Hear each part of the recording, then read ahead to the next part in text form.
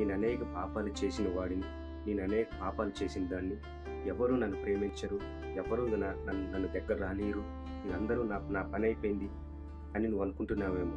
అవును, ఈరోజు నువ్వు చేసిన పాపాలను బట్టి, నువ్వు చేసిన నిందలు బట్టి ఎవరు నిన్ను ప్రేమించినా ప్రేమించుకున్నా ప్రభువైన యేసుక్రీస్తు నిన్ను ప్రేమించేవాడిగా ఉన్నారు. అవును, బైబిల్ గ్రంథాలు కూడా ఒక స్త్రీ అనేక పాపాలు చేసి ఉన్నది, అయినా కానీ దేవుడి చెంతకొచ్చి ఆయన పాదాల మీద పడి ఆమె కన్నీళ్లతో ఆయన పాదములు కడిగి ఆయన పాదం మీద అత్తరు పోసి ఆమె తల వెంట్రుకలతోని ఆ పాదాలు తుడిచినట్టుగా మనకు కానొస్తుంది.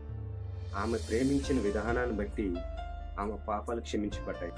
లూకా సువార్త 7వ అధ్యాయం 47వ వచనంలో ఆమె విస్తారముగా ప్రేమించును కనుక ఆమె యొక్క విస్తార పాపములను క్షమించబడినని నీతో చెప్పుచున్నాను. అవును, ఆమె విస్తారమైన పాపాలు చేసిందంట, కానీ ఆమె విస్తారమైన ప్రేమ వల్ల ఆమె విస్తారమైన పాపాలు క్షమించబడ్డాయని బైబిల్ వాక్యం సెలవిస్తుంది. అవును, ఈరోజు నువ్వు ఎవరివైనా కావచ్చు, కానీ నువ్వు అనేక పాపాలు చేసి ఉన్నా కానీ నువ్వు దేవుని చెంతకొచ్చి ఆయన ప్రేమించే వాణిగా, ఆయన ప్రేమించే దానిగా నువ్వు ఉన్నట్లయితే మాత్రం దేవుడు ఈరోజు నిన్ను క్షమించే వాడిగా ఉన్నాడు.